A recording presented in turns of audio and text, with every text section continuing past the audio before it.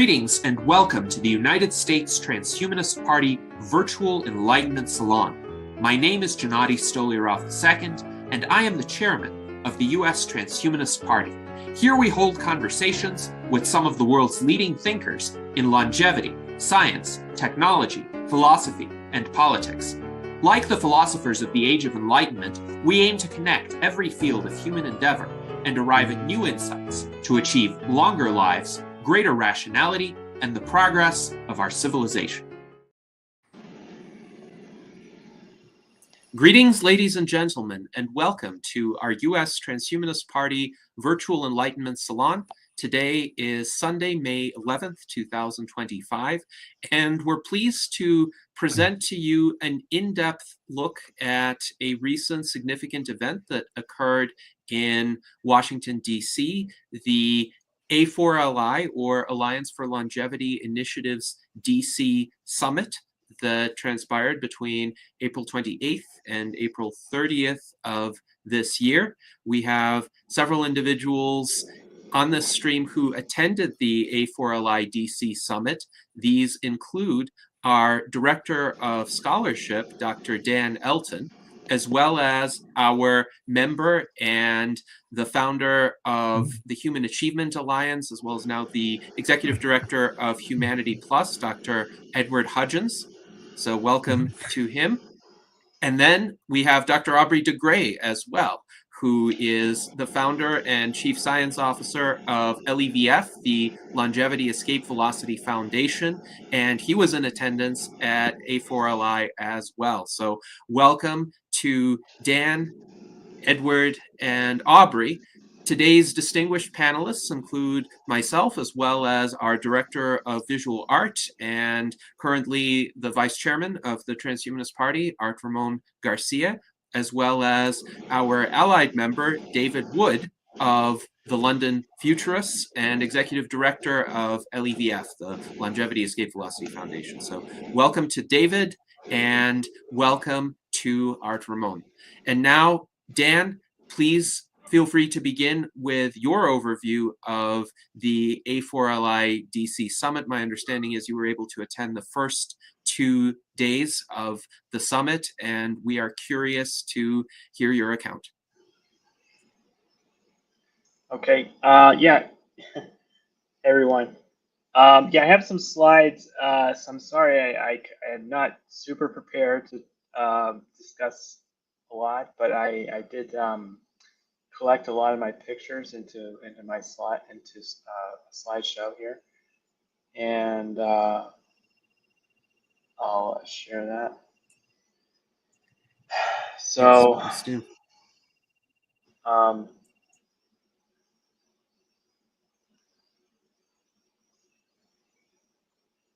and my understanding, while Dan is preparing his slides, is that the congressional briefing that A4LI conducted is also available now on the A4LI YouTube channel. So I'll briefly post the link to that for anybody who is interested in watching it after the salon. But the congressional briefing, per my understanding, occurred on the last day of the summit, and Dan is going to start with the first day. So please go ahead. Okay, yeah, so these are just some pictures I collected. I'm sorry I didn't really get to prepare for this presentation that much, other than just putting these pictures together, but I'll try to go through kind of what I remember and what stood out. I really enjoyed the talks the first day, and it was at the Top of the Hill Convention Center, which is literally right near the northeast of the Capitol building, so really nice venue. And one of the first speakers here was Irina Convoy, and she largely talked about the I believe it's called plasmapheresis, or blood exchange between old and young mice. And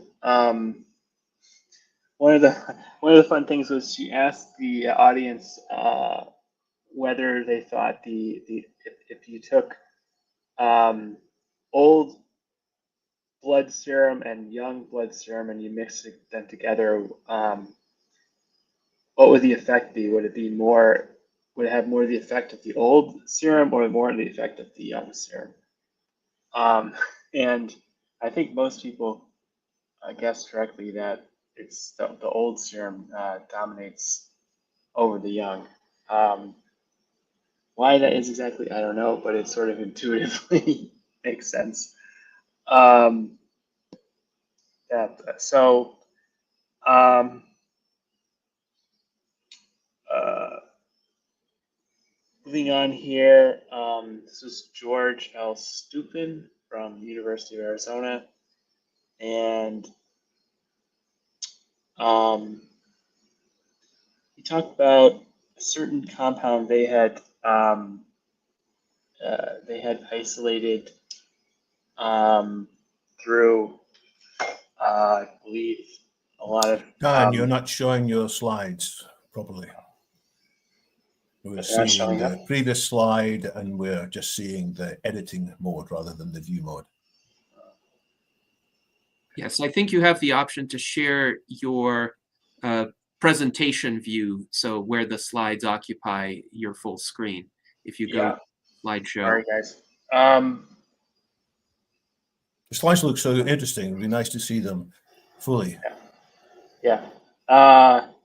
Let me just share the entire screen. So it's okay. So you can see this one, right? Nope. Yes. Oh, there. Challenge to studying Still animals. not the entire thing, but Yes, it's most of it. it's, yeah. Okay. It may not be sized properly or the right aspect ratio, but you should be able to see the slide taking up the full screen. Mhm. And I'm changing them now. So yeah, so I'm trying to remember what this was all about, but basically, I believe that he had mostly studied C. elegans, and and he was actually sort of arguing that there's some advantages to studying like metabolism and stuff like that in C. elegans due to the shorter lifespan, like 3 weeks instead of 2 to 3 years, lower cost and other things. Going on, we had near Barzilai, who I'm sure most of you are familiar with. He gave a talk that it was somewhat similar to some of the stuff I remembered from the Biomarkers of Aging conference. One of the new things was he talked about a project to recruit 500 centenarians.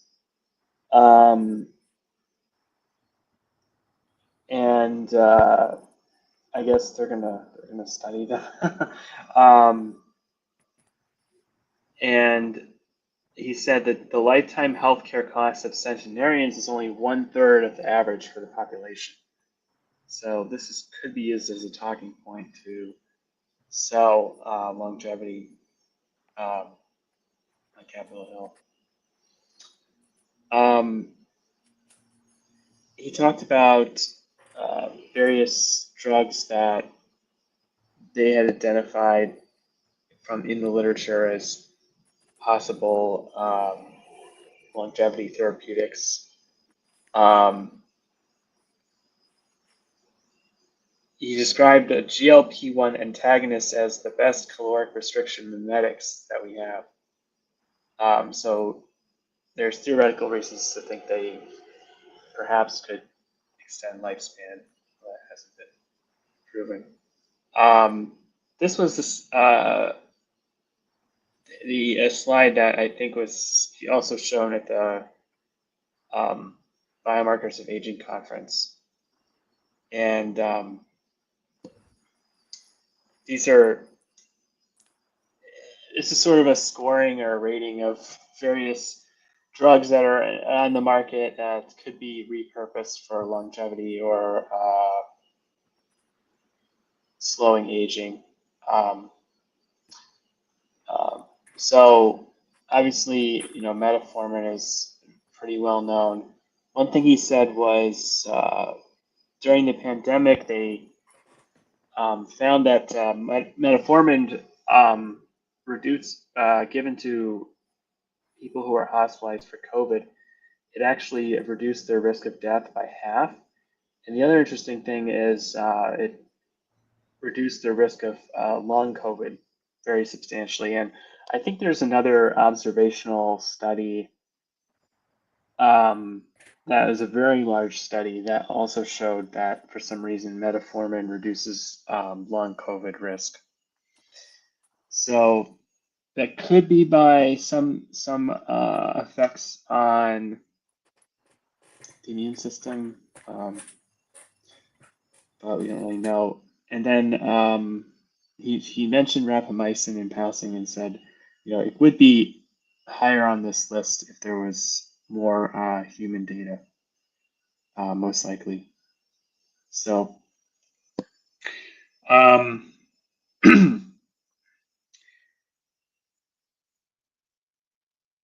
this is some results from the literature that he pulled out showing mortality, mortality studies, and I think most of these are in very specific patient populations, but the results could be probably would probably broaden to a more general population as well. And he said that he spoke to a lot of doctors at the National Academy of Medicine, showing some of these slides, and they were like really amazed with these results. As you can see, actually, the GLP-1 apparently in type 2 diabetics actually reduces mortality substantially, which is pretty cool. So then there was some discussion and question answer, and one of the things I took a note on here is he emphasized that these sort of interventions are not just for the rich, metformin being one of the cheapest drugs you can find. And also he thinks that, we do have successful things for longevity, maybe not completely proven out, but we do have some things that we can point to, which we should be talking about more. Let's see. Moving on here. This was Ashley Zender from Fauna Bio.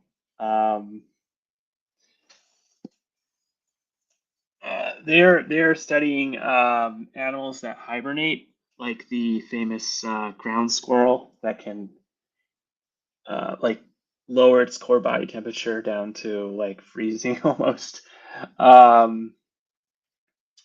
And they think there may be some compounds or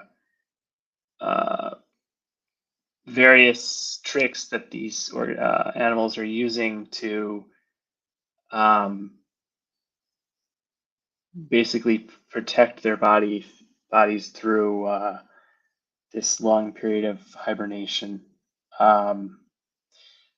And I guess she was saying that hibernators live significantly longer than non-hibernators.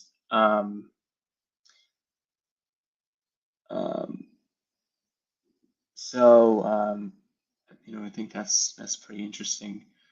I think maybe when they're this might be corrected by body mass, perhaps, but still, it's pretty amazing.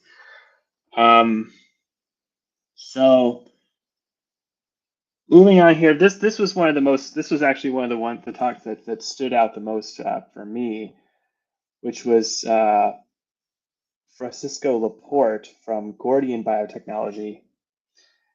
And the really cool thing about this was they're able to test thousands and thousands of gene therapies in a single animal. So the way he phrased this at the beginning was running millions of experiments in one, quote, sick animal. And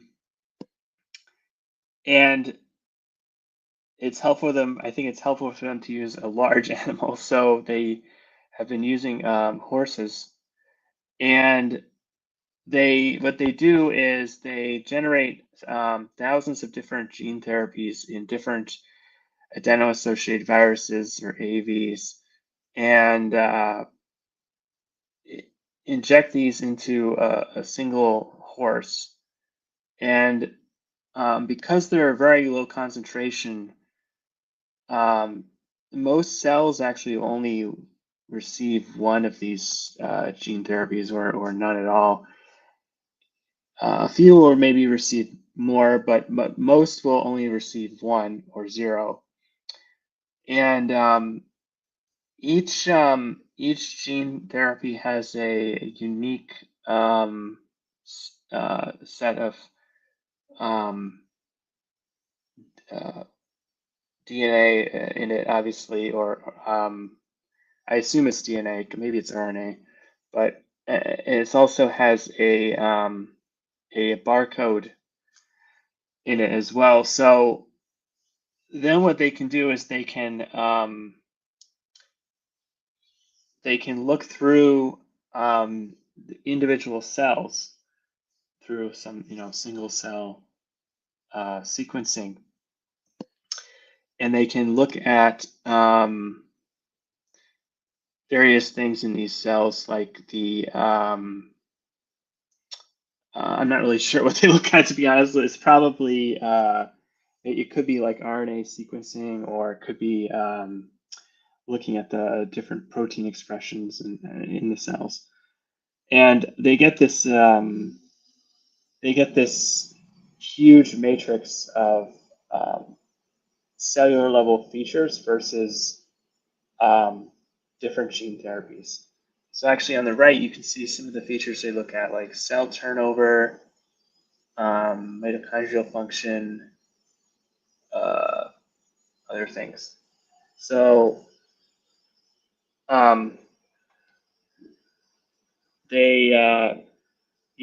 so this is basically a way of screening for thousands and thousands or even millions of gene therapies. Of course, they're only looking at single cells, so the larger effects, there may be a larger effects that aren't being captured, but this is a way of screening and narrowing down the search space very efficiently. So so anyway, I thought that was really cool. If I had more time, I would have prepared more to say about it, actually, because it's so neat. But there was also Eric Morgan from BioAge Labs. They have a lot of things in their pipeline. One of the big things is exerkines, which are compounds that are similar or identical to what's produced during exercise. So they're also called exercise mimetics. There was Jobetz Lacroix from Retro Biosciences. So the way he started his talk was, he said, a lot of people have died in Ukraine. That's really bad. It's also bad. The same number of people have died in just the past 2 days. So aging is also important.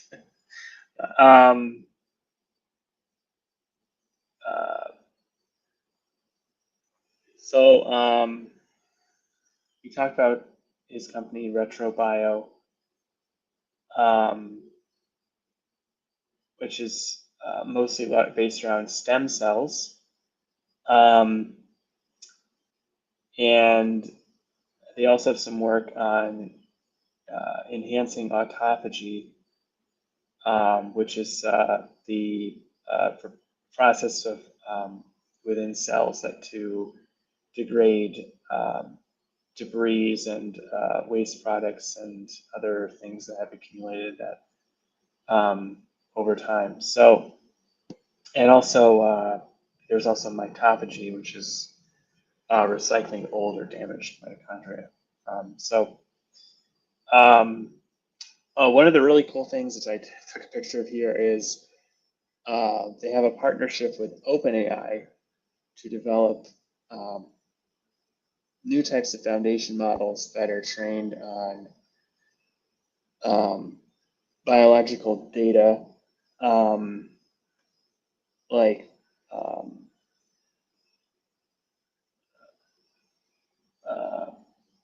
I guess amino acid sequences of proteins, and a relation between sequences and functions, or the that sort of thing. Again, I would have liked to have prepared more to say about this because I think it's really cool, but I'm sure you could find information online about it. I don't think it's completely secret. This is showing their perspective timeline. I guess their first and the first thing they're focusing on is the autophagy trials, which of course these will take several years. But, yes, Dan, I wonder if you could click on this little hide blue link here, because it says StreamYard.com is sharing your screen, and oh, actually, just click on the blue link that says hide, so that we can see. Sorry. Yeah. Oh, no. Yeah, this will work sorry. now. Yeah, thanks. So then we had just, hopefully you guys are finding this interesting, and it's not. And feel free to jump in at any point if you have additional comments. So, Reason also spoke from Repair Biotechnologies. They're focusing on atherosclerosis, a seemingly simple phenomenon, which is the clogging of arteries, actually is quite complex. It involves these macrophages, which kind of get stuck in the cell wall, and they end up spewing out a lot of bad things, I guess. So it's been there are many ways of kind of preventing atherosclerosis, but once it occurs, it can be difficult to reverse. There are of course catheters and things that go in and physically remove the plaques, but it's difficult to actually regress these plaques just through a sort of drug approach. But they're working on a mRNA therapy that it essentially reduces the bad forms of cholesterol, as far as I understand it, and actually prevents and perhaps even reverses atherosclerosis. And I guess one of the points was that it's the cholesterol inside the cells that is difficult to target with other types of small molecule therapies. So that's pretty cool. This let me skip over this because I think this was, I don't remember where this slide came from. Yeah, let me Let me just skip over those ones. This was this was talking about progeria, which is also very interesting. I think Gennadi's talked about this before. Progeria is a interesting case where what appears to be something like aging is greatly accelerated due to DNA that is they're basically falling apart. So I'm skipping over a few of the speakers here, but Michael Ringel was another speaker from Life Biosciences.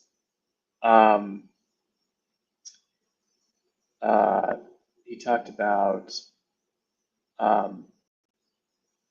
the campaign of Mary Laster as sort of being a sort of blueprint or sort of an early example of how campaigning and lobbying can have an impact on public funding from Congress.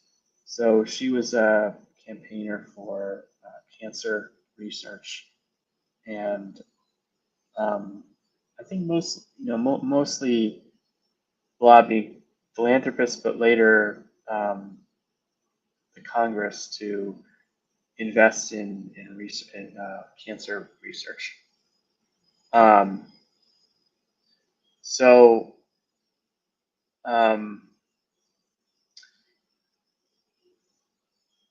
Yeah, he talked about the Yamanaka factors, which I'm sure most of you are familiar with. And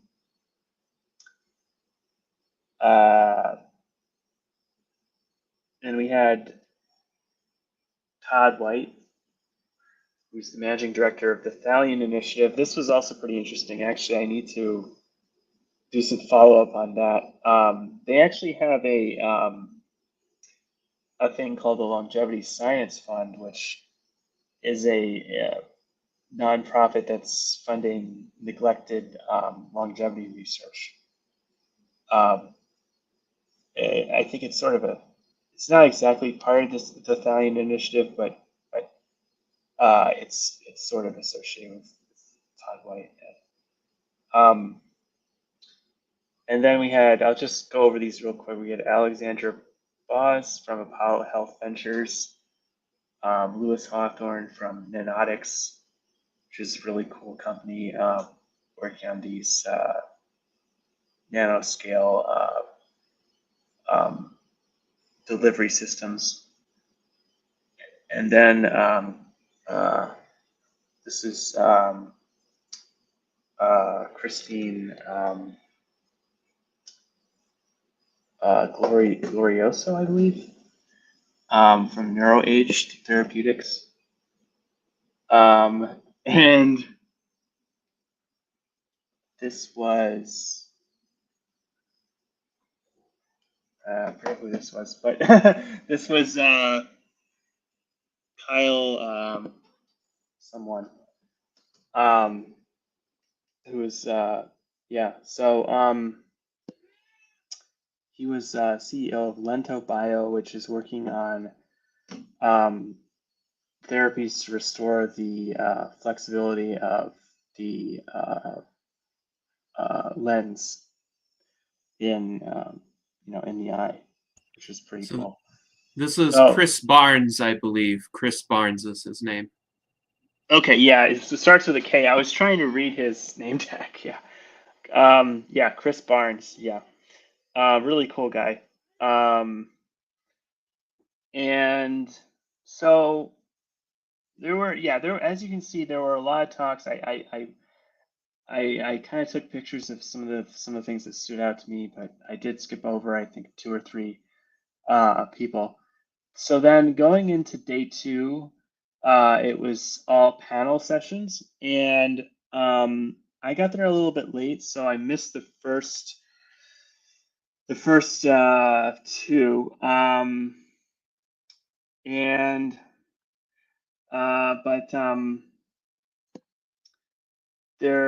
This was the panel on clinical endpoints for aging interventions.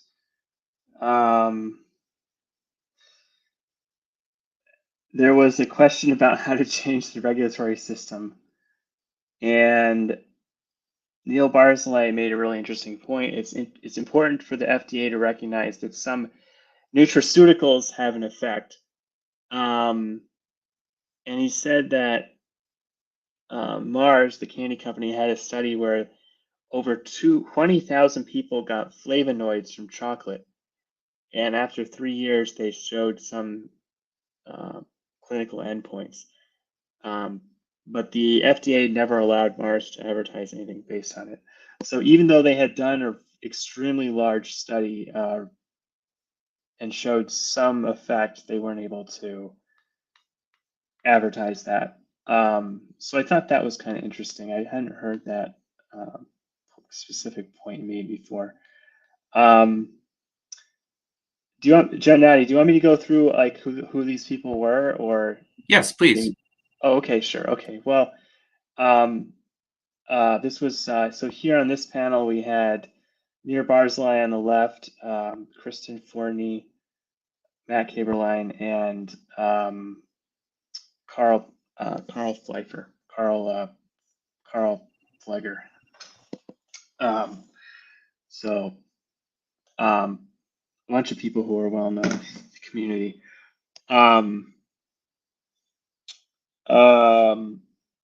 This is something else I took a note on.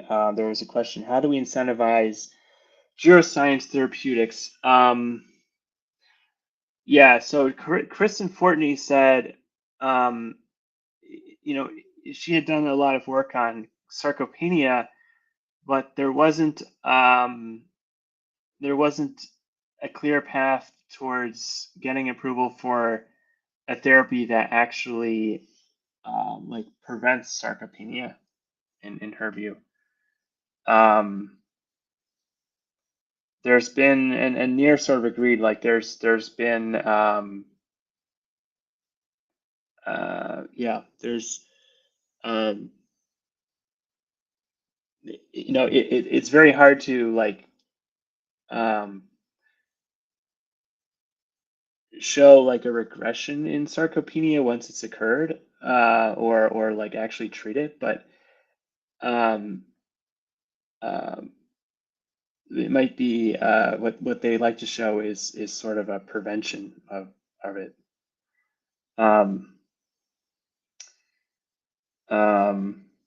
So I thought that was kind of interesting. This was the next panel, which was aging populations, a geopolitical perspective. You can see the names of the people there. I'll just go through what these panels were. I'm not going to say a lot more.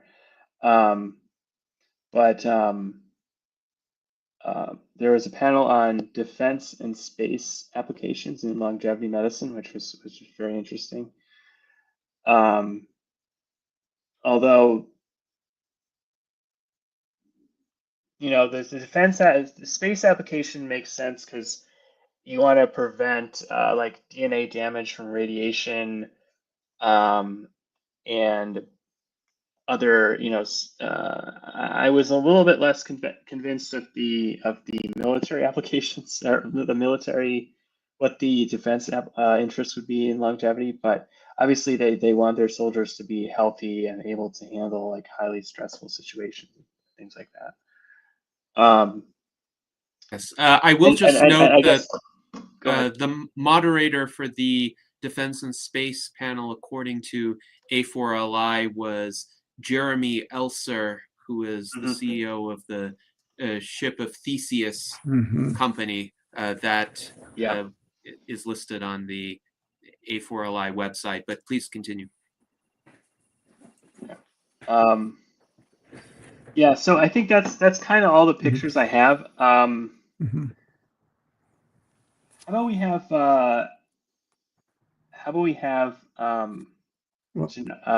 Ed talk about the briefing? Yeah, well, why don't I do this actually?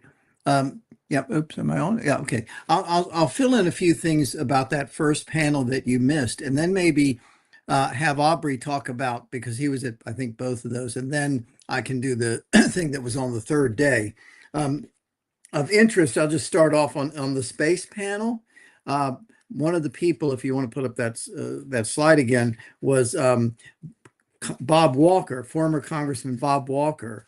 And what's interesting is that almost about a couple of decades ago, Bob Walker, who was congressman at the time, did a talk for my space conference on how to open up space to the private sector. So I was able to go up to Bob and say, thank you, Congressman, for your contribution. And he said, yeah, well, we won. We got the private sector more involved in space. So that's kind of a little anecdote of what happened there. I'll just mention on that first panel, Dan, on the second day, there was a lot of talk about how to deal with the upfront costs of long-term care, because obviously if you're going to put a lot of money into research for anti-aging, there's a lot of upfront costs, but the advantages don't come till maybe decades down the road. And it's easier to say, well, we're going to put something into research into cancer right now because, hey, that's an immediate issue that we can, or ailment we can deal with. So there's a lot of talk about how to do that. And some of the discussion, I was happy to say, was around what to do with reforming the current system, pointing out the advantages of reducing aging to the economy, which of course most of us here know about these arguments. Let me see. I'm trying to look at who said what. Someone pointed out that we're talking about $367 trillion in additional economic productivity over a 10-year period, and again, that was a discussion you'll also hear when I get to the third day, which was the one with the members of of Congress. Yeah, go ahead. I think that's worth dwelling on. There was an interesting kind of sidebar, discussion during one of the breaks between myself, Ed, and Ronald Primus, who's a very well-known longevity doctor, and also not David Barzilai. Barzilai, actually. And David Barzilai, who's another longevity doctor from Boston, he went through a lot of those talking points really well, I thought. And I've actually been wanting to sort of compile some of the talking points. So, for instance, there's there's a famous study by Andrew Scott from the UK, which I think was Nature Biotechnology or something, where they where he basically proved it would lead to a savings of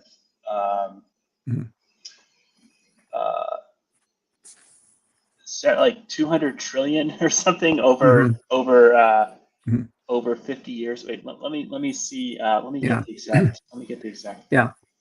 As I say, and one of mine was here that Eric Morgan, BioAge Labs, talked about the half $1 trillion in costs of chronic diseases, which of course goes way down if we can change the regulatory framework. Initially, I'm starting to compile some notes on this actually. Initially, there was an estimate in 2013 that a 2.2-year increase in life expectancy would be worth 7.1 trillion. But then they, Andrew Scott estimated it would actually be closer to 21 trillion, which is 3 times larger. And then there's another even larger number, which is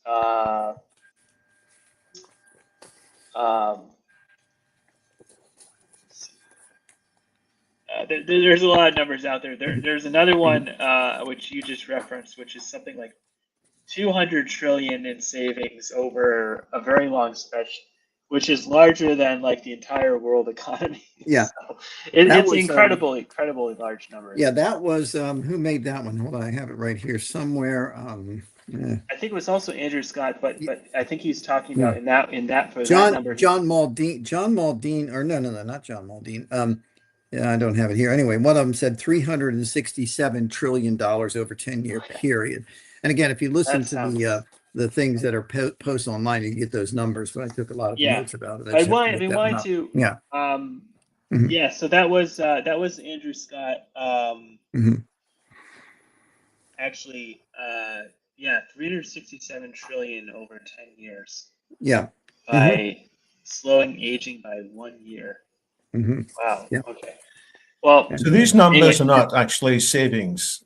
These numbers are based on the concept of the value of a statistical life, which is how much would people be prepared to pay for extra extending their lives. And different people have different estimates for this concept of the value of a statistical life. And if you plug these different numbers in, you get these different outcomes. It's hard to make a case that actually would be savings of 300 trillion. On the other hand, I don't think we need to make a case that the savings of 300 trillion, just a saving of single digits of trillions is enough to win the argument. And it's clear that there would be these cost savings from the slides, for example, that A4LI was showing earlier. That centenarians, for example, on average through their whole life cost, he said, about a third to the health services that a normal person does.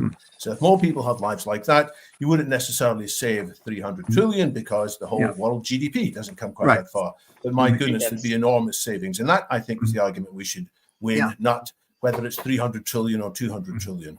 Yeah. By the way, that's what the larger number, thanks, David. Yeah, the much larger number is referring to the overall economic benefits, including the value of lives saved.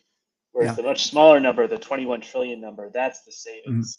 Yeah, there's over 30 years. Over 30 years. So yeah, and we have numbers of savings, for example, to our current system. In other words, reductions in cancers and so forth going ahead. So we have those numbers. We have the numbers, and I think it was John Maldine talked a bit about older, more experienced workers who stay in the workforce for extra time. Not only are they not necessarily going to be pulling down the Medicare, which we have in this country, but also they're going to be contributing to the economy. And so there was a whole discussion about that. But there's also a very realistic discussion about how do you bribe people when they're 65 years old in this country or 62 or whatever it is? How do you bribe them to stay in the workforce? And so there's a whole question about reforming Medicare, and but that's a different issue. But that was some of the discussions we had. Yes, indeed. I would suggest, by the way, again, I've sort of said my piece. I do my thing after Aubrey makes his remarks because he was at the first day or two. So we're trying to get Aubrey to reconnect right now. I sent him a message. Okay. So I think you should go ahead, and then when Aubrey joins us, hopefully he will be able to share his impressions. Okay, sure. Yeah. Dan's done a good job of reviewing the first couple of days, and I'll just make a few remarks. I don't know if you want to put up that photo I have of the members of Congress. The third day was, there it is, on Capitol Hill.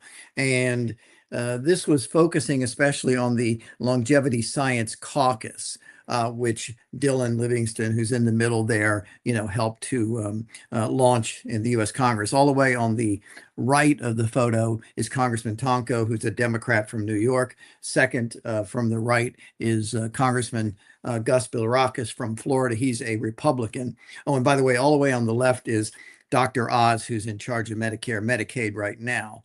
In this country. And the gist of the arguments were the members were generic. They weren't talking about specific breakthroughs, but the focus was on how prevent how dealing with aging, putting more money into aging research rather than just to the things that obviously need to be researched as well, cancer and the like, would prevent future ailments. And that whole idea that we talked about earlier about if you can put money up front for these things, it's going to really reduce costs as well as save lives and a lot of misery in the long term.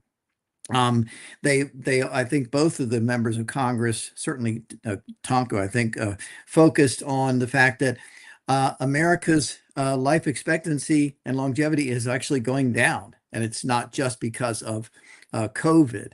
And so there is a lot of need for not only the reforms, but to look even deeper at those issues.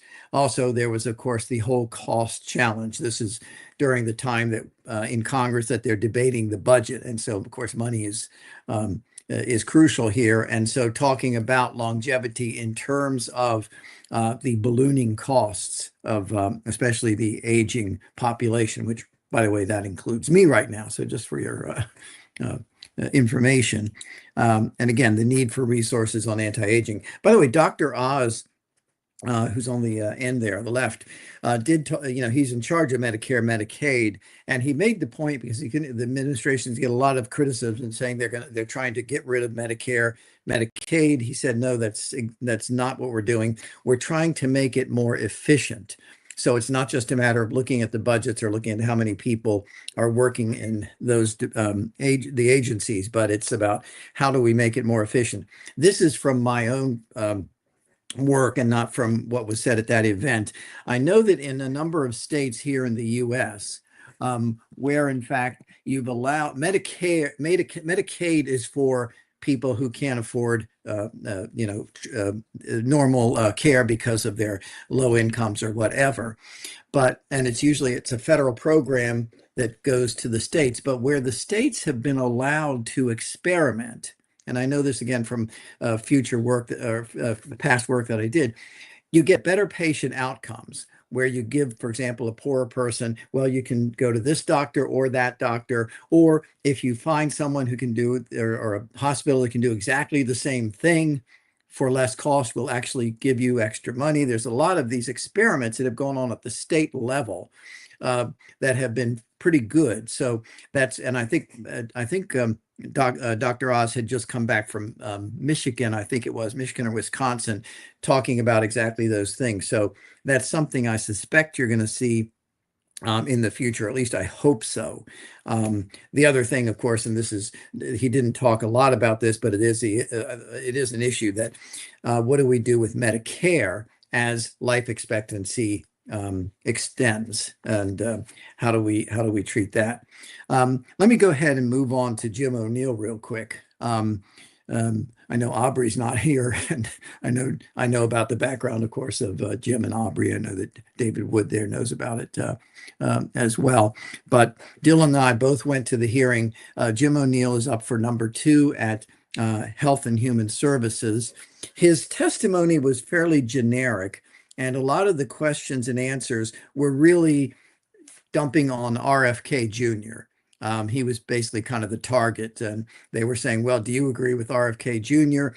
about vaccines? Do you agree with him about autism? Do you agree with him about all of these things? And I thought Jim handled it pretty well. On autism, which if those of you who may not have seen, RFK Jr. basically said, well, people with autism can never have jobs, can never do this, can never do that, and so forth. And frankly, that's not correct. But what Jim did, and I think he was probably right about it. He says, well, if you're talking about the extreme on the spectrum, that's true. You have some people who are who have such severe autism that they can't function. However, there's a whole lot of people who, of course, obviously can, and Jim's worked with some of them. And so I thought he handled himself pretty good on that one. On vaccines, he said he's very pro-vaccine. He just has issues about who should mandate it and how they should mandate it. So I thought he did a pretty good job. He didn't really talk about longevity, but I talked to him, and Dylan and I both talked to him afterwards a little bit. And I know that this is going to be something on his agenda. The point is, he's got to get approved first before he can do any of these things. So And I told him, obviously, we'd like to help him in any way we can. I'll mention two other quick things and then kind of open it up for questions. Many of you may have already gotten an email from Dylan about what's going on in Montana. And that is the right to try. There's legislation to expand right to try, which of course means that the state can say if someone is critically ill, they have access to FDA medications that have not been approved. And 40 some states already approved that sort of thing initially. And now Montana is trying to extend it even more. And I'll find Janani, you might have the link and you can put it in the chat there. If not, I'll try to find it and put it in there so that we all have these great talks, but if you really actually want to help, this is one of the ways you can do is contact your member of Congress or sorry, not your member of Congress, but people in the policymakers over in Montana about this. I'll mention one final thing. I wasn't going to mention this, but we have a new Pope who's an American who lived in Peru. And I was writing a piece about that. And you might say, what the hell does that have to do with what we're talking about? Well, up until last night, it didn't have anything to do with what we're talking about. However, you probably saw that the new Pope has said the most dangerous threat to humanity is artificial intelligence. And this gives me an opening to do something I was going to do on what I was writing about anyway. As you know, he spent a lot of time in Peru. He is a dual citizen of the United States and Peru. Well, I did work in Peru and with a very revolutionary Peruvian named Hernando de Soto in the late 80s. He did this really wonderful book called The Other Path. In Peru, the Sendero Luminoso, the Shining Path, was a Maoist guerrilla movement. So he wrote this book, The Other Path, El Otro Sendero. What's interesting is that he went through and did research to say, why are Peruvians impoverished? Is it because they're all Catholic and, Catholics don't have the Protestant work ethic? Or is it all that they're just stupid or what, because they're, whatever. And what he did was he did the actual research with his foundation. And he found out, for example, that to set up set up a business with 2 sewing machines would take, I think it was 289 days, unless you paid so many bribes. He looked at how long it would take to get a piece of land so you can build a house or whatever. Most of the land around Lima is just desert, so it's not like it's great farmland or something. They had to break up the research into pieces because it turned out it would take I think it was 6 years and 11 months. He documented the so-called informal sector. And he said the problem is the regulations, the cronyism, and he calls it mercantilism in Peru, is what keeps people impoverished. If you happen to be the brother-in-law of the minister of this, guess what? You get all the, the okays that you need, and they keep out the competitors. That's not free markets. That's cronyism or mercantilism, as Hernando likes to say.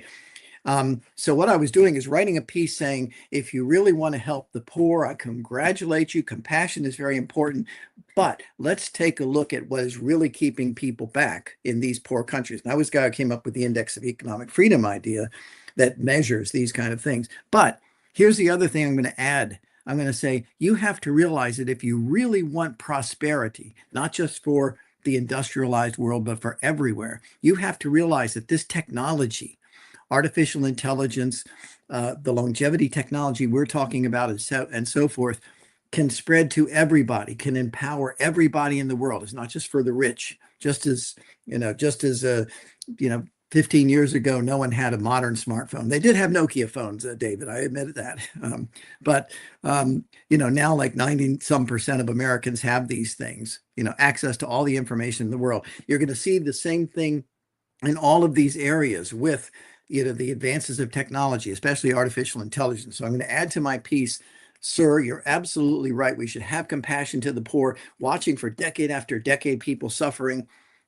We shouldn't do that. Not only do we need the kind of protection of everybody with laws and property rights and so forth, but you need to recognize that it's technology that's going to liberate us. So I'm putting that in my op-ed. I just thought I'd do that because I was writing the piece before I got on the line here. So anyway, so those are my thoughts, and I guess unless Aubrey is back, you can kind of open up Well, for Ed, more discussion. where's your op-ed going to be published? Darn good question. I'm trying to get in You want touch to say with. where you're going to submit it, or you're going to wait? Yeah, I mean, I'm going to submit if I can get it. I've tried to contact Hernando to see if he wants to either co-write it or just do it himself, and I'll help promote it. I'm going to probably try to submit it to the Wall Street Journal, if not some of the papers around here in the DC area that will get some attention. So I'll let you know about that. And again, I hope that Hernando contacts me. Normally, by the way, Hernando spends time between Peru and London. So I don't know if David Wood has ever bumped into Hernando there, and Switzerland too. He kind of goes through 3 places. So if you ever bump into him, please let me know. So I remember reading one of his books about 25 years ago, and he was very compelling. I'm not sure it was that one. I can't even remember what book it was. I'll have to look it up. Yeah. But he did strike me as probably the mystery of capital. He made a big impression on me that you need the clear property rights. There were other glib explanations as to why various societies hadn't worked. Right. And you do need a structure. And liberty depends on various rules and absolutely regulations. Yep. And he does this also in The Other Path, where he documents, for example, if you're in Peru and you have a small business, probably illegal, but who cares? You're making shirts. Well, the only people you can deal with are your own relatives or close friends, because you can't make a contract with a stranger because there's no way to protect it. You don't have the protection of law. And so he makes that argument in Ultra Sendero, and he makes it even more in The Mystery of Capital. I know he talked a lot about Egypt in this book and other places as well. So this is sort of off the topic, but what I want to do is say this is all great stuff, economic liberty, but let's recognize that technology is going to really accelerate development if it's allowed to happen, and you don't get too much of the pushback that you get. Unfortunately, I was sad to see the Pope say this, because he does have a voice, obviously. So anyway, those are my thoughts. Yeah. Yes. Well, it's cool that the Pope is at least talking about AI, even if it's a little bit more of a negative perspective. I mean, I think the issues he brought up were serious issues. Oh yeah. And I'm hoping that because he's an American, has I think advocated for the Catholic Church to be more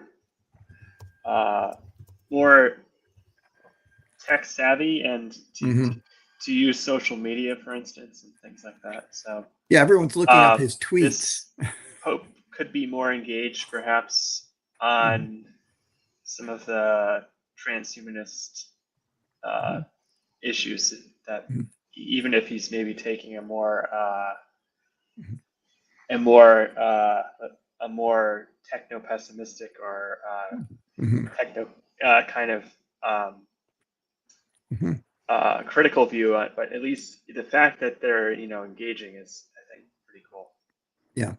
By the way, it's interesting because when I was in Peru, and again, I know this from talking to him, but I was introduced to some of his staffers who had been Marxist with the Sendero Luminoso, and these were Marxists who said, "Well, we're doing this because we want to help the poor people." He said, "You really want to help the poor people? Here's what you do." And so he was able to convert Marxists to helping to really liberate the poor people. By the way, it's interesting because I walked through these areas where they have invasions, where during a weekend or something or a holiday, masses of people come in, they stake a claim to a certain piece of property around Lima. Most of it's just sand. There's nothing really special there. They put their number there. They have self-protection forces. And then, they start building things up. So some of these were just little shacks with some cardboard or some mats. Some were more wood put together, and some were actually nice looking brick houses in the middle of these areas. It was all mixed together, and very, very interesting to just walk through and see that these people are really entrepreneurial, just like anybody. But it's just that they don't, as David Wood quite correctly pointed out, they don't have a legal structure to protect the property rights, to regulate things in a proper way. And But anyway, as I say, I'm making the point, especially now in this piece, about technology is liberating. Yes, there are problems with it, but look, as an American who's been tweeting, the Pope should appreciate the potential of technology. So anyway, that's my thinking. Yes. David, you have some thoughts on the A4LI event, so please go ahead. Great. Well, I wasn't there, so I have heard from quite a few people who were there, and I really appreciated hearing from both Dan and Edward, their reflections. I guess I have a few general points I would pick up. One is the sheer variety of technical innovations that was presented. There's not just one idea about how age-related damage might be addressed. There is so many different ideas. And on the one hand, that's very refreshing. It means we have multiple things we could look into, multiple different approaches. On the other hand, it is pretty bewildering for an outsider. If the outsider comes along and says, you know, I think I'd like to help you guys. Oh, and then they are pooled potentially in 50 different ways by 50 different presentations. So we as an industry, the longevity industry, need to help the outsiders in part by saying, you know, there are all these interesting things, but these are potentially really groundbreaking.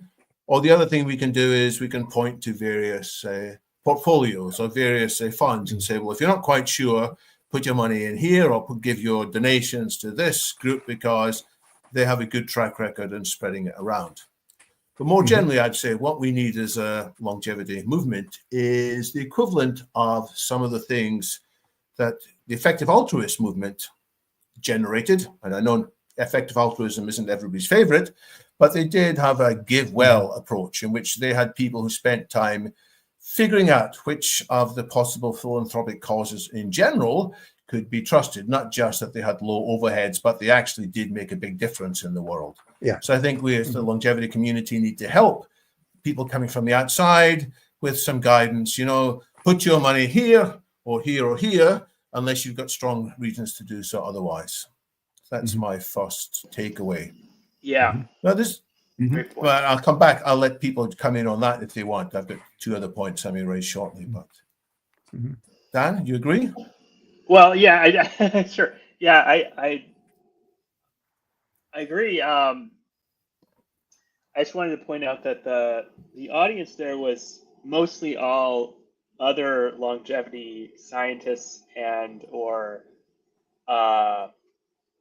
activists, let's say, who have been in the movement for some time. So there wasn't like a lot a lot of like staffers or policymakers in the audience.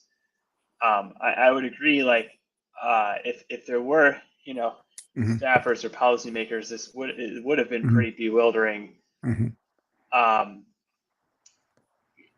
Given like just because the talks were more on the technical side. One of the pieces of feedback I had for Dylan was, which I think someone else had echoed during some of the discussions, was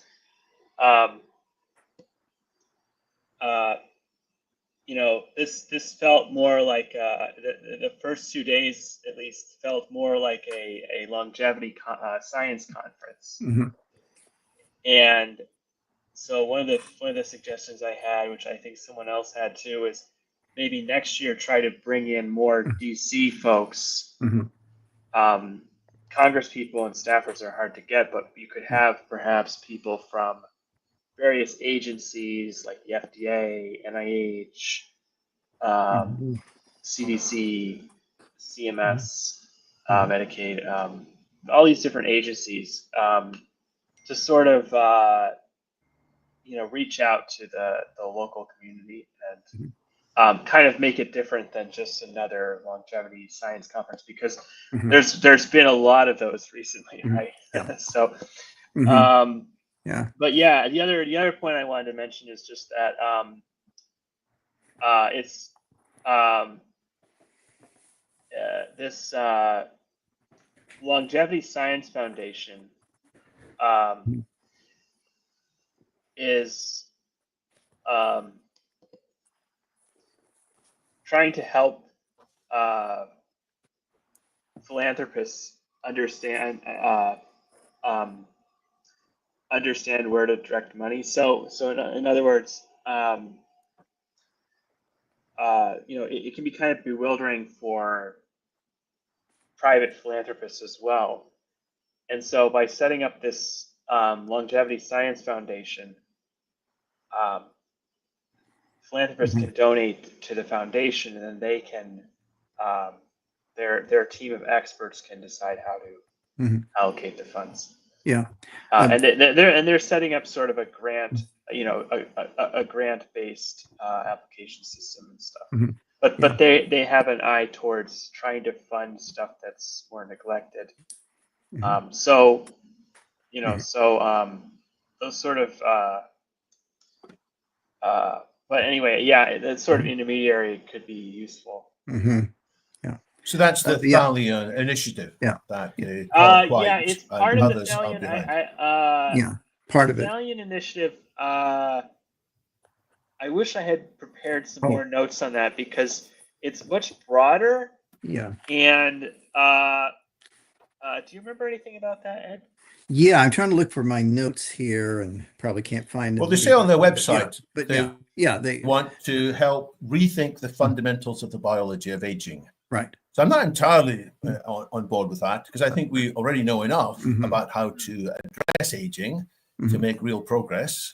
I don't think we need to go back to first philosophical principles and discuss the second law of thermodynamics in the way that some of the so-called geophysicists apparently want to do. But from what I can see from Thalian.global, there we go, it's just on the page now, is a whole bunch of interesting people who are saying, let's say, help outside rich donors to know where their money could be best spent. So you're quite right, Dan. There is an initiative there. It's too early to say how successful that's going to be or even how, whether it's pushing in truly the right direction, although they have lots of advisors who should know what they're saying. Right. So that may indeed help. Yeah. So perhaps in, I don't know, a month or two's time, maybe, Gennady, you can get somebody from the Thalian Initiative to come and give an update on one of the virtual Enlightenment Salons. That's a great idea, actually. I think it's relatively new, but and I think the Longevity Science Foundation is, I think, separate, but there's an overlap in the people involved. So like Todd White is involved in both. And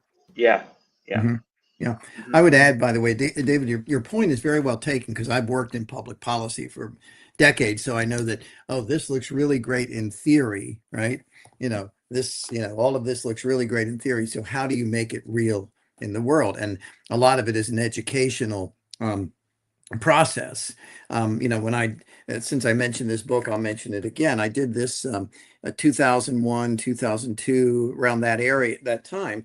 And part of what we had to do was take these notions of how do you commercialize space and integrate NASA with, private companies, which has turned out to be Bezos and Musk and those guys. And a lot of it did center around going to Capitol Hill, doing luncheons, doing things like this, putting out material in bits and pieces. I like to say I'm such a good writer. I can write something so simple that even a member of Congress can understand it. So that's got to be really simple. But seriously, it is a matter of educating and getting people up to being able to be conversant with these things. And what I'm hoping is that with the Longevity Science Caucus, the 2 members of Congress, or other members as well, are involved in, plus some work I'm doing. The Republican Party has a meeting every 3 weeks of their sort of conference where experts like me come in and say, here's some important stuff we want to get out to the members and so forth. I've been trying to find if there's something similar on the Democratic side, because it's obviously not partisan, but that's part of what I'm trying to do. We also have a longevity PAC, as you know, and I'm also an advisor on that. That's Dylan and myself and another guy. So, but I completely agree that it's an educational issue, and that means picking out the priorities, picking out the big pictures, whether it's budget or whatever, and not getting so much into the nitty gritty, what about telomeres and this kind of thing that you just kind of lose your audience. Well, telomeres are quite easily understandable from Actually, they are. shoelaces, you know, almost Oh, yeah, everybody they are, gets the idea of telling me this quite quickly. But Right. I mean, we Yeah. should be able to communicate at the right level. And Yes, that comes exactly. back to the issue Dan raised. Mhm. Why don't we have more staffers attending these meetings? Why don't we have more political advisors there? Mhm. And perhaps that is Mhm. the $64 billion question, because Yeah. we're quite good at talking to our own community now, Yeah. and Mhm. lots of fascinating debates, but Mhm. we need to reach the people who've got significant budgets at their Yep. disposal. Maybe Jim O'Neill is the answer. Maybe the people that the Thalian Initiative are talking to is the answer. But I feel there is more that can be done. And Agreed. since Aubrey de Grey's not here, let me Yeah. put on my Aubrey de Grey persona for a bit, Mhm. and I'll tell you what Aubrey's answer is to how to Mhm. get political staffers more interested. And he will say they'll be interested when the public are talking about it regularly. If Mhm. politicians, when they're going to their town halls, if they're reading Mhm. what is in the newspapers, if more and more of the public are saying, you should be addressing the scandal of aging, then they'll think, maybe we should be addressing the scandal of aging. Mhm. And Mhm. so why aren't the public asking about this? And it's Mhm. because the people who the public respect most of all, the influencers, the social media giants, the people Mhm. who've got hundreds of millions of followers on YouTube, Mhm. they aren't talking about it either, Mhm. you know. And so, of course, there are some people talking about it a little bit. There are podcasts and so on, but they are quite peripheral. So Mhm. Aubrey's theory of change is that what we need to do is to get the big social media influencers on board. Either we grow some ourselves, so Mhm. that Dan and Edward and Gennady and myself become people with 100 million followers. It's Mhm. probably unlikely, at least in my case, but that we can find others who Mhm. can do that. Mhm. Now, so how do we get the influencers on board? And here's the last part of Aubrey's argument. The influencers are successful to the extent they don't go too far beyond what's scientifically credible, at least the Mhm. mainstream ones. You're certainly loopy ones out in the conspiracy fringe who are willing to Mhm. peddle anything. Mhm. But the ones that we really want to have listen, they are quite cautious because they don't hear the longevity community talking clearly enough about this thing is urgent. So what they do hear the longevity community talking about is, this is interesting. This might make a difference in 20 years' time. It might make a difference in 50 years' time. And that is not sufficient for the influencers to get on board. So what we need to do, this is Aubrey's word again, is that we need to get more of the longevity community enthused that this can happen quickly. And why aren't people enthused that this can happen quickly? It's because there has been actually a lack of real demonstrable results so far. You know, there are treatments that seem to have interesting consequences, but we still can't do better for mice, middle-aged mice at least, than was possible 50 years ago, or even with Clive McKay's experiments when in the 1930s. If you do calorie restriction on mice, middle-aged, they will live perhaps another 3 months more than you'd expected. And we haven't got any single treatment on standard mice that will do better than that yet. So we need to get our act together, which is why I think, and Aubrey thinks, that the RMR project that the LEVF is trying to do is one thing that could move the needle. So my answer to the question I raised earlier, where should people be investing, is they should invest in the experiments that could surprise and inspire the whole community to get together and start ringing up their favorite influencer and saying, you should be covering this, please. And the influencers in turn will persuade the general public to get on board. That's going to cause the political advisors to get on board. So it's a long, complicated chain. But hey, you know, aging itself is a long, complicated chain of biochemical reactions. It's not surprising that curing aging is going to require a significant change of social influence. Yeah. Right, let me take my Aubrey de Grey hat off there. Right. And he would say it much more robustly with a different flavor of English, but I think that is how we can make a difference. So before I say anything else, I'll pause in case anybody on the panel wants to chip in there. I'll just say I agree with you. And one of the things that I'm going to be doing through this the sort of Republican conference is they've invited us to put out anything that's localized. So, for example, one of the things I was looking at doing is going, here's a congressional district that has a member of Congress who oversees some of these issues. Okay, so if we can get material out there locally to some of the local activists saying, do you know how many people have Alzheimer's or going to die of Alzheimer's in this congressional district or whatever?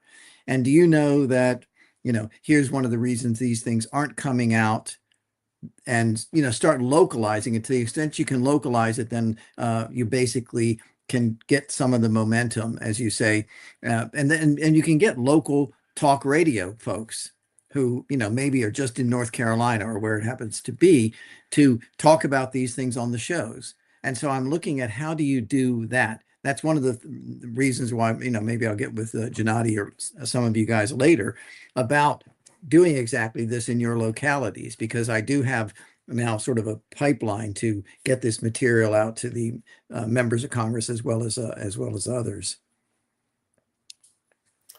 Yeah. So the second point I might want to make about what happened at the A4LI and associated meetings is not just as a fascinating and rich but potentially confusing set of messages. It is that there was some kind of pushback from some of the politicians who are involved in these discussions, or if not the politicians, their advisors. And some of them are saying, this sounds interesting, but, I'm afraid this is going to be unethical. I'm afraid it's only the rich people who are going to succeed. I'm afraid that this is going to lead to the biggest inequality of all time. And, of course, we hear lots of criticisms of longevity. And we have a list of maybe the top 12 or top 15 common issues: population, overpopulation, or social status, the rich people, the old people will keep in power forever, and so on. But I think the one that is the most troubling is the possibility that there'll be a two-tier system. And we can't just shrug it off by saying, don't worry, things always get cheaper over time, because there are, in some parts of the world, a two-tier medical system. So I think this is something where we need to sharpen our response. And that's why I wrote a blog recently on my own personal blog, which I think might appear shortly in the chat. It's, there we go, Choose Radical Healthy Longevity for All, where there's a couple of things. It's not just healthy longevity, it's radical healthy longevity. And it's not just for some, it is very much for all. And by the way, it is a choice. We are not just going to sit back and wait for this to happen.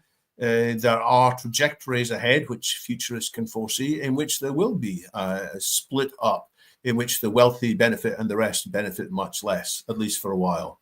And the Pope, to an extent, is right there.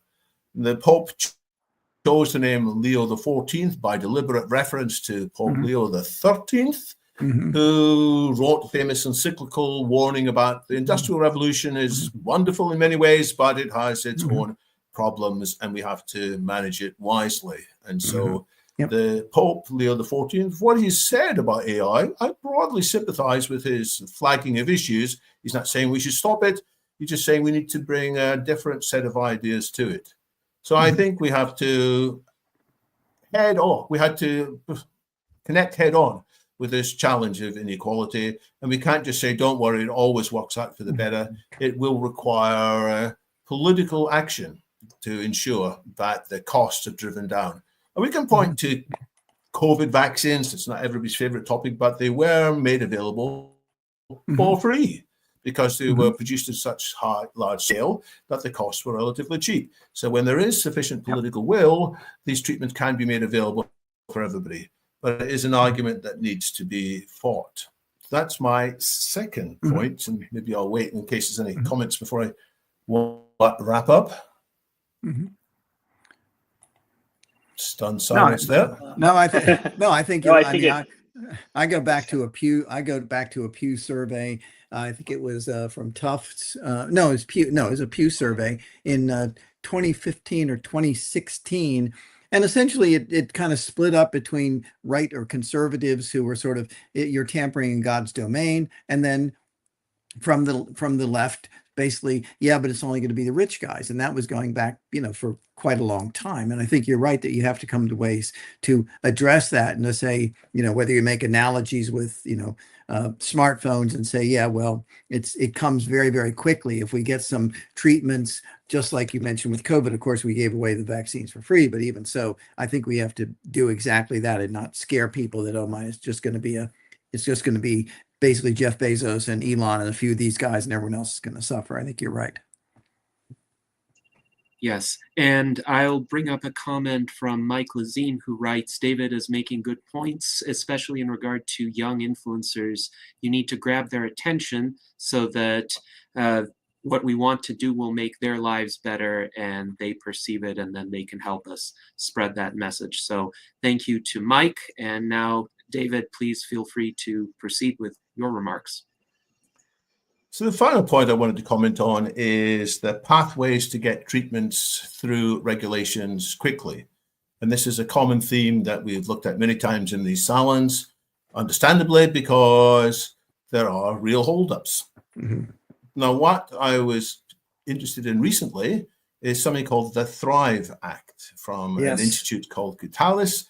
And I believe Zan Fleming was speaking at A4LI's event, and I believe his talk went down well.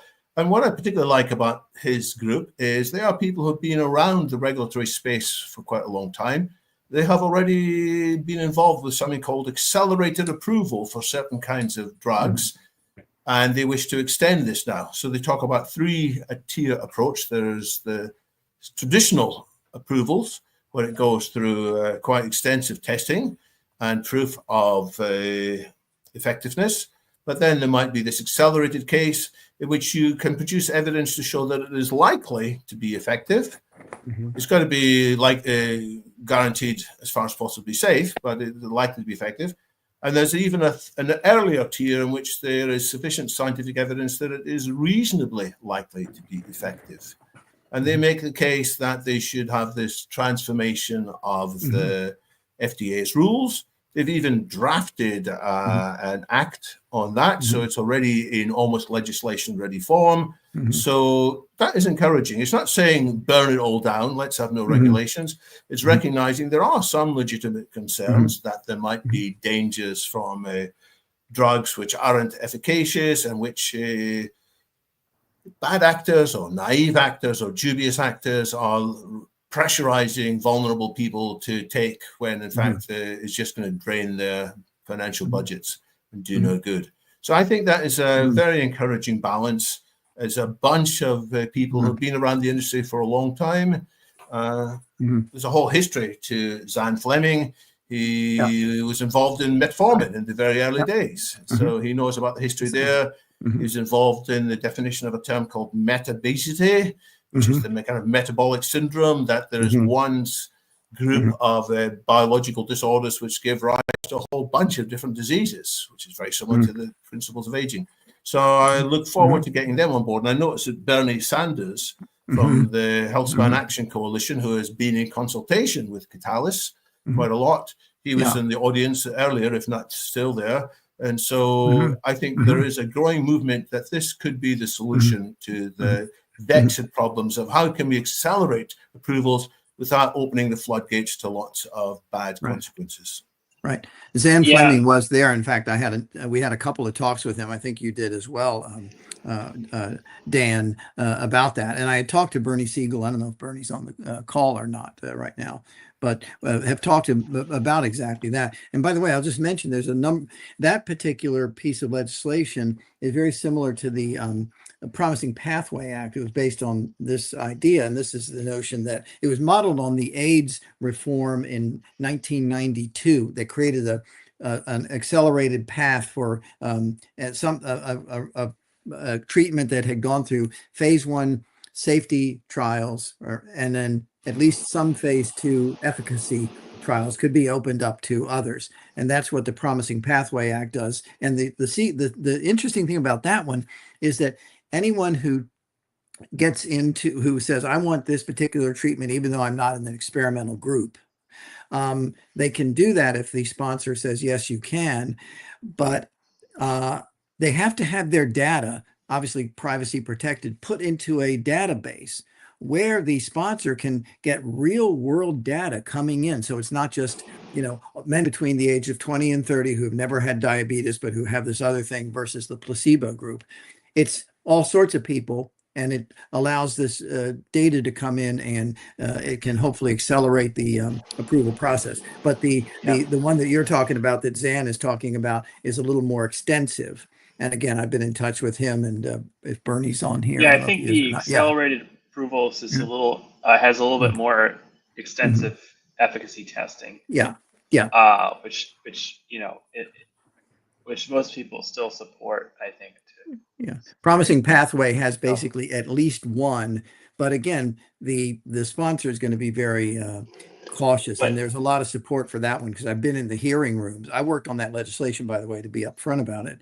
And I've been in the hearing rooms where, the room is crowded with patients or people like the guy who's the main author of that particular bill lost his, I think it was a 9-year-old daughter because he couldn't get a medication that was trapped in FDA, approval. It looks like, it looks like I'm looking at it right now. It looks like it's the Thrive Act, which is just proposed at this point, is a tiered approval system. It is, yeah. It's not something you hear people talking about much, but I like that idea. Having multiple tiers. Yeah. And I'm hoping that with Marty Makary at FDA, I think he's probably open to these kinds of things, and hopefully we'll be able to get in touch with him about this. Yeah,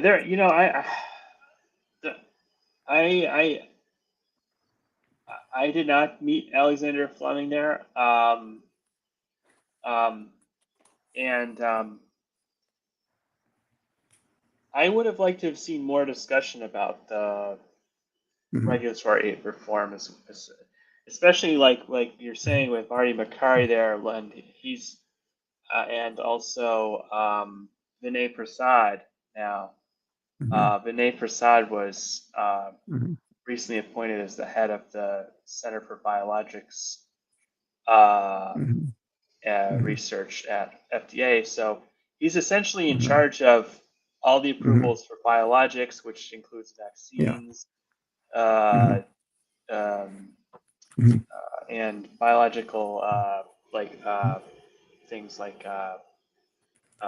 antibody therapies and a lot.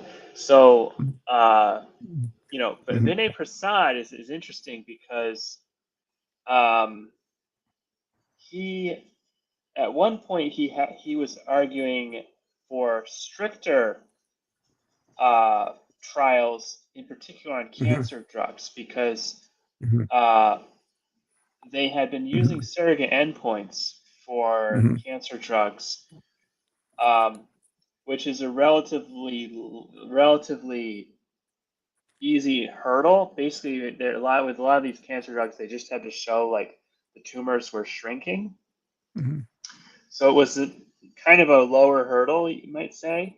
But what he argues, what was happening was there were way too many drugs flooding onto the market, and there was this phenomenon of medical reversal where larger studies and more longer-term studies would show these drugs weren't really effective at actually treating cancer in any real, clinically meaningful way.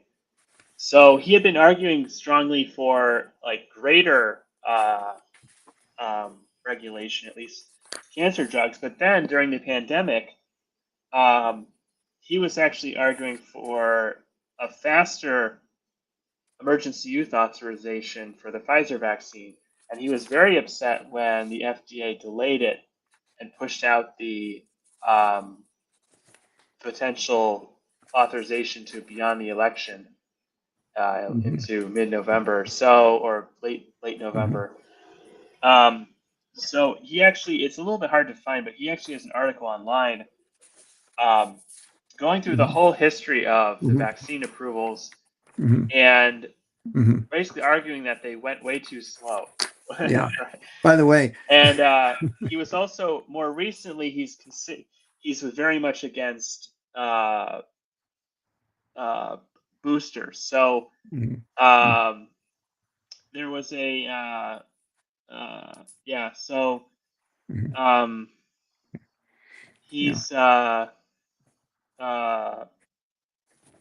of a mixed bag, let's just say. But I think that he's a very smart guy who's outside the mainstream. He might be able to, he might be willing to take on board some of these ideas to shake things up. And then Marty Makary, as FDA commissioner, I think is a that was one relatively of good his. choice. He wasn't my top Yeah. choice, obviously. Yeah. I was I liked I liked uh, this guy Joseph Golfo, who's not very well known, but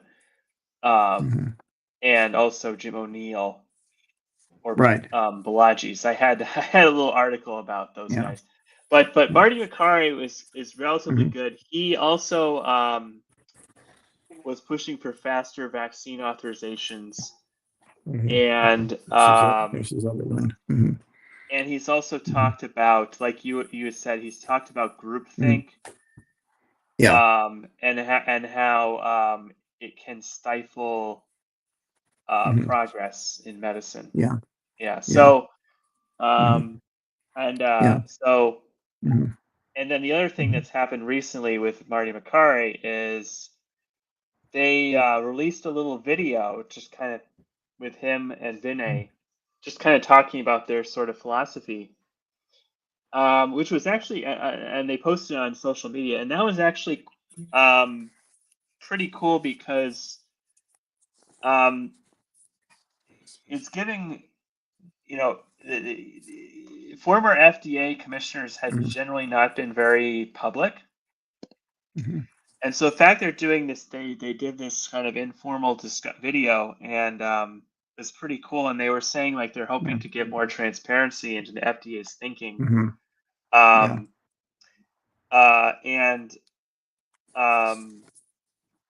oh, and then the other thing is Marty Makary is really excited about AI. So they recently started experimenting with AI to help with review of applications, because some of these applications, I guess, are like hundreds and hundreds of pages of data and experiments and things. So they've already supposedly found that the AI can save like days of work, I think is what they said. More than days of work, actually. Reviewing these applications and finding, problems in the application and stuff like that. So by the way, so that's kind of cool. Yeah. By the way, just on the FDA thing, one of the questions that came up in the first panel discussion of the second day, and which I don't think you were there, was about the fact that it's not just the United States, but there's an international issue there. And I mentioned that the last couple of Congresses, and I don't know if they're going to do it this time around, Senator Ted Cruz introduced legislation that said if a treatment is approved in another basically industrialized country like Britain or France or one of these places, it's okay for the United States. Someone brought up exactly that issue, and so I don't know I think someone else Ted pointed Cruz out that at the I think that came up during a Q&A, and I think the panelists, I forget who it was, they basically said like the FDA would never, the FDA would never be allowed cool with that. I mean, it would have to be Congress to really push it through. No, the they're other probably not going to push it thing through. that actually Puts came pressure up, on them.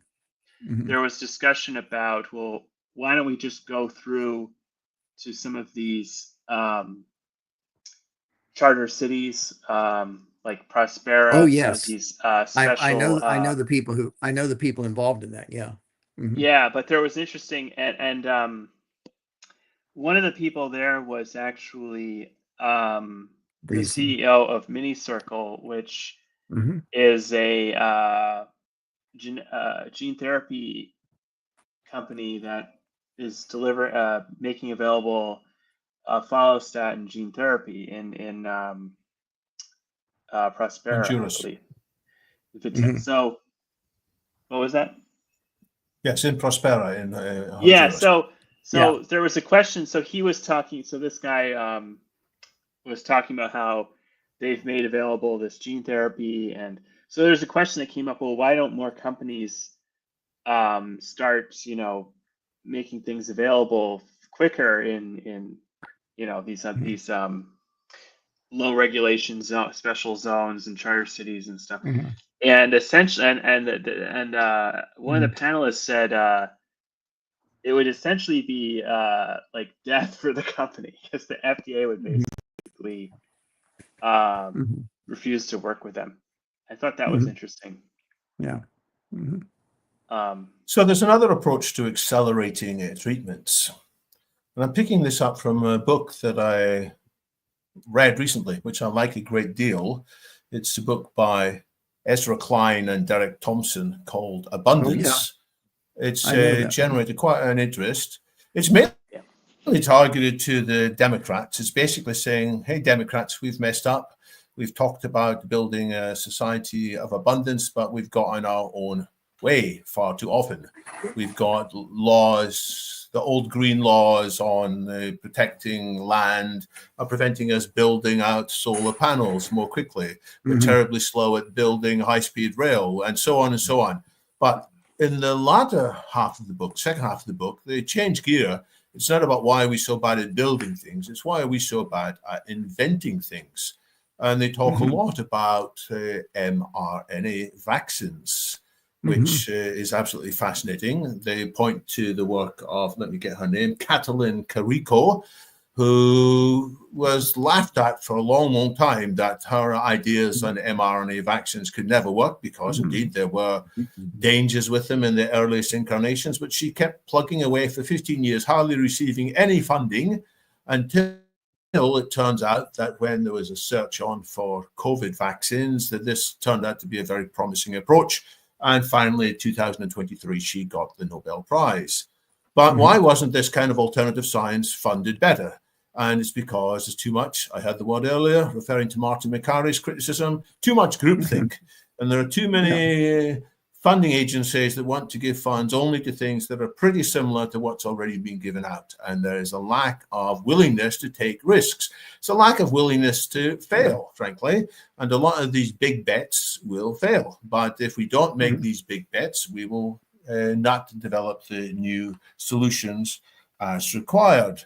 And there's plenty of examples in the second half of the Abundance book, which I think it's not just, so we tie our best scientists up. They're filling in grant applications half their time. Far better if they could just be given some funds. We pick the really good ones and we trust them to get on with the job. And to an extent, that's what sometimes the system where you get tenancy, what's the word? Not tenancy. When you an academic at a certain level, you get a permanent position. Tenure. Thank you. But there should be, who was it? Ben Goetzel. Yeah, Ben Goetzel I was interviewing recently.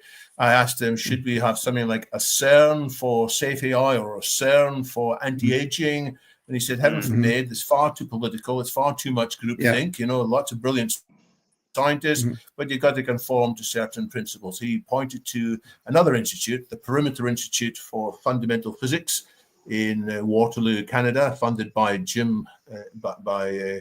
Michael Lazaridis, the former technical genius behind BlackBerry RIM devices. He put hundreds of millions into that, and he picks great scientists and doesn't ask them to justify what they're doing at all. He just lets them get on with it, and they're coming up with all kinds of fascinating, weird new theories of physics. So what we need, according to Klein and Thompson, is a much greater willingness to step away from just copycat. We should encourage weird solutions. And then when we get a weird solution, we should be willing to scale it up quickly. That's the other thing that happened in the COVID vaccines. Not only did we try some different approaches, there was warp speed, which rushed things through. Not looking just at process, but always asking, what is the outcome? Are we getting closer to the outcome? And that's what's missing. So I think I'm going to be talking more about this book soon. I'm still getting my head around it, but I think it's a very useful contribution to accelerating solutions. Well, Dan and I actually Saturday went to exactly a meeting of a group that, and I pointed out that there's two abundance books, David. It's the one you talked about, and it's the earlier one, of course, by Peter Diamandis, who's co-founded Singularity University with and my own Ray small Kurzweil. contribution, sustainable superabundance. Yes. Yep. And of course, there's Eric Drexler's Radical Abundance 2013, which he launched at a London Futurist event in 2013. So people have talked about abundance, but where Klein and Thompson differ, they don't say It's inevitable. It's going to come because the tagline on your book by Diamandis is why the future is better than we think. And what Klein and Thompson say, the future could be better than we think, but we haven't actually built it. We've been distracted. We've been constrained by our poor institutions, by our out-of-date politics, regulations that made sense earlier. That's right. That's So I think it's a very useful contribution to the debate. They're saying we need government, but it's got to be government of the right kind, not government that's always checking. Are you sure you've done everything entirely fair and just? Are you doing every single climate impact review? Are you doing every disability? You know, if we keep on doing that, we won't actually generate the abundance of energy, the abundance of food, the abundance of healthcare solutions that we so desperately need. Yep, agreed. Yeah, they talk about how some of the environmental regulations can actually be abused by people who are against development to actually delay the development. Like there's one called NEPA, which has been sort of utilized a lot by quote NIMBYs who are against it.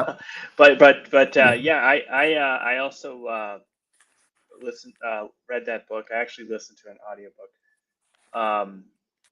And I think it's a very exciting movement.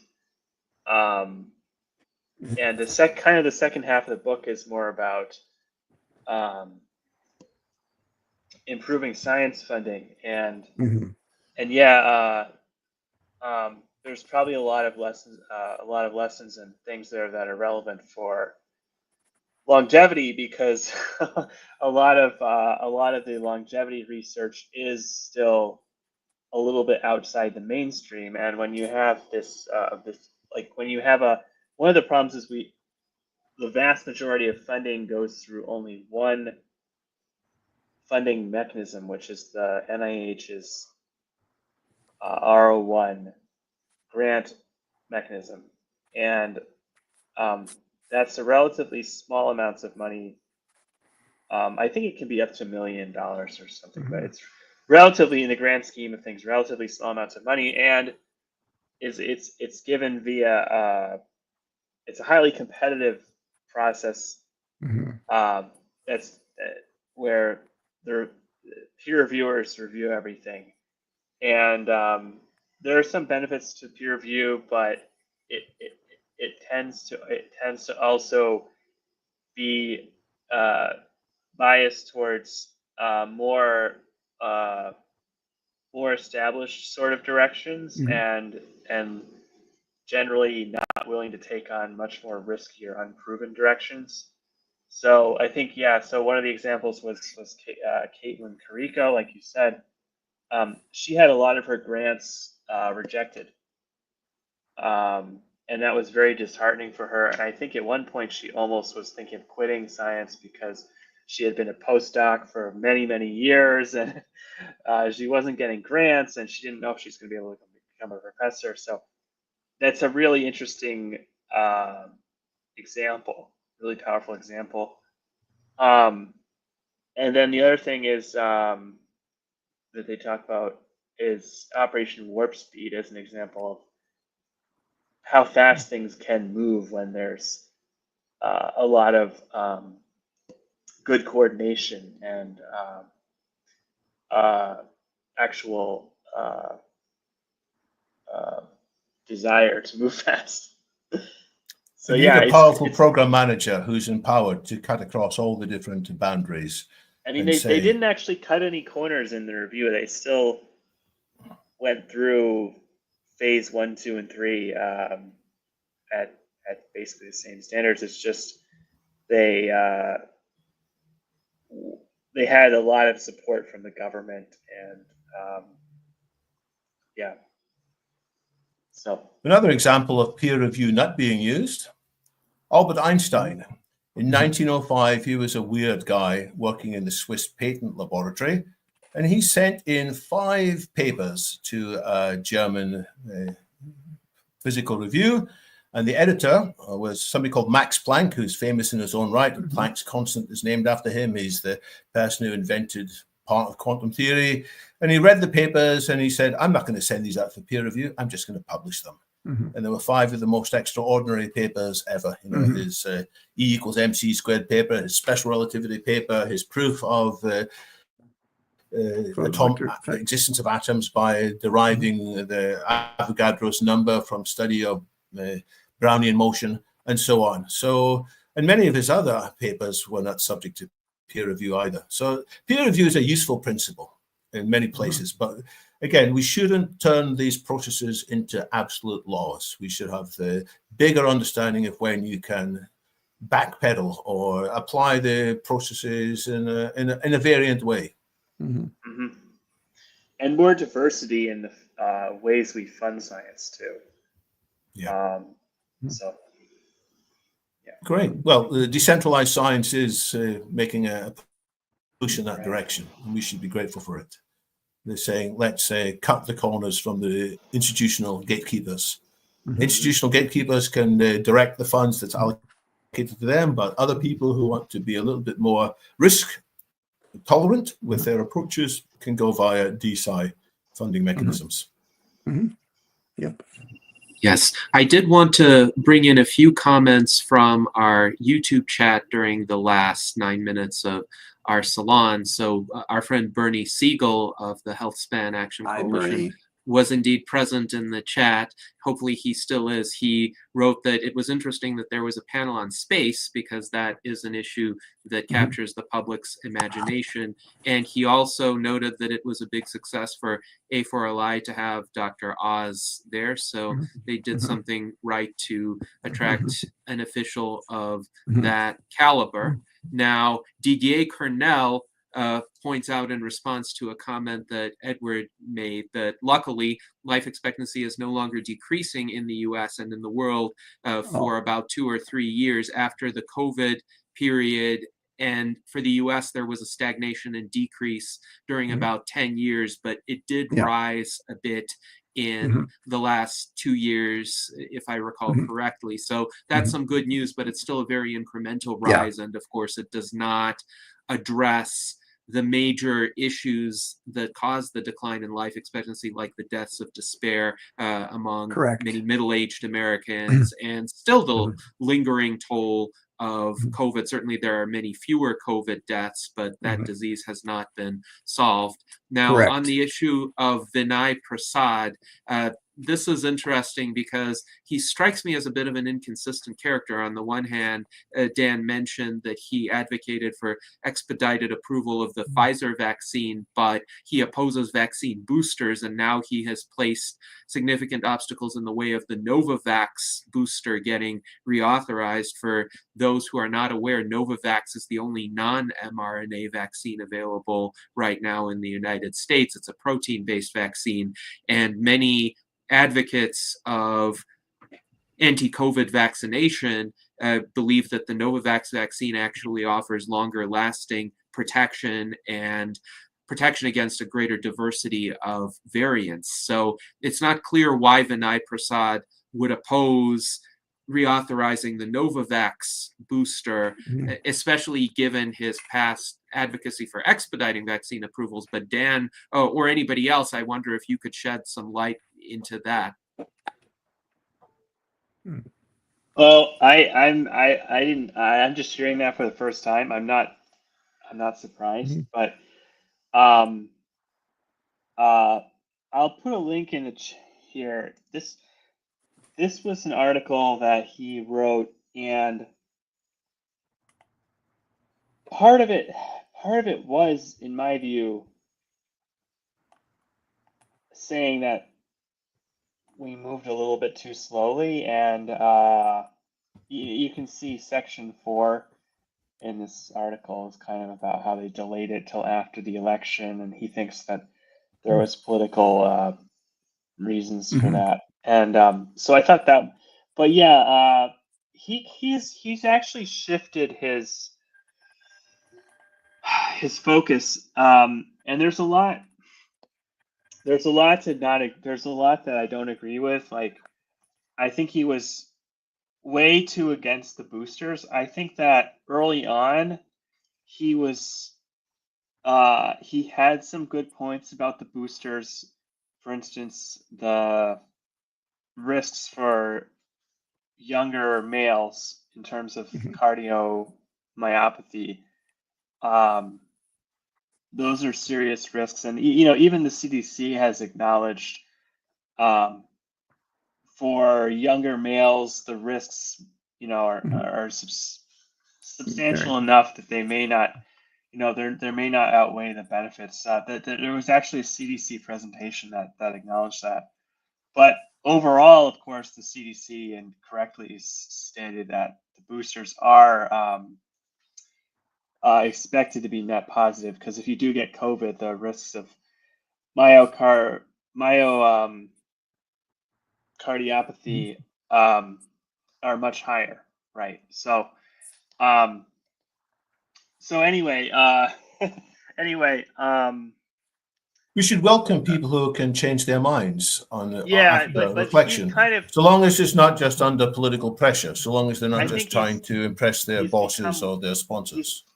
on his Substack. I think he's fallen to this phenomenon of audience capture, where if your audience, you end up becoming a bit of an ideologue that is just playing to your audience. So on his Substack, he's become, I think, a little bit too anti-booster, and he's also denies long COVID.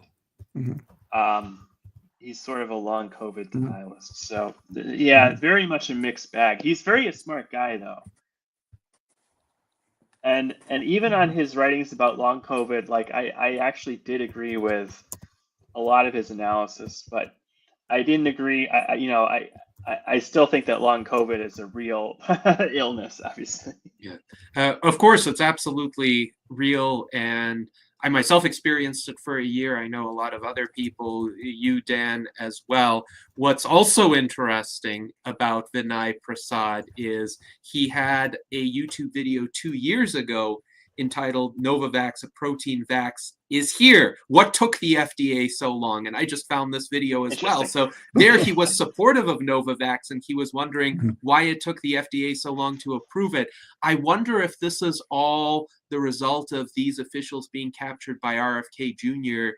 and his anti-vaccination stances or inclinations, and now they're trying to essentially placate their boss. Whereas if they were thinking more independently about it, they might arrive at conclusions more supportive of vaccines. Like Jim O'Neill, fortunately, did state in his confirmation hearing that he was a supporter of vaccines. And I hope that what he actually does in his role as Deputy Secretary of HHS will reflect that.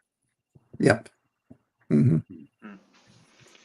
So we've got about 2 minutes left in our virtual Enlightenment Salon, and I would like to thank everybody here for a very robust discussion that transpired. Dan, for your presentation, and Edward for filling us in on the third day and the key themes that you observed, and David, for your extensive feedback on the summit. You have gleaned many insights from it just by listening to the attendees of the summit. I think altogether, this has given us some excellent insights into the state of longevity advocacy at the federal level, as well as some potential directions that this new administration may be taking, some possibilities, some opportunities in that, as well as some risks, some dangers that we should look out for. And the purpose of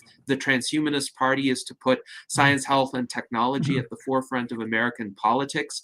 We do this in a transpartisan fashion. So whether other politicians and political figures come from the Republican Party or the Democratic Party, or minor political parties, or their nonpartisan think tanks, or their scientists who come to DC to explain their ideas, we would welcome their participation in this endeavor to achieve longer lives and healthier lives for as many people as possible. So thank you very much to Dan, Edward, David, Art Ramon for joining us. For those of you in the chat, Aubrey, I'm sorry that your connection was severed for whatever reason, but this is going to be a continuing conversation, and it's an essential conversation to enable all of us to live long and prosper.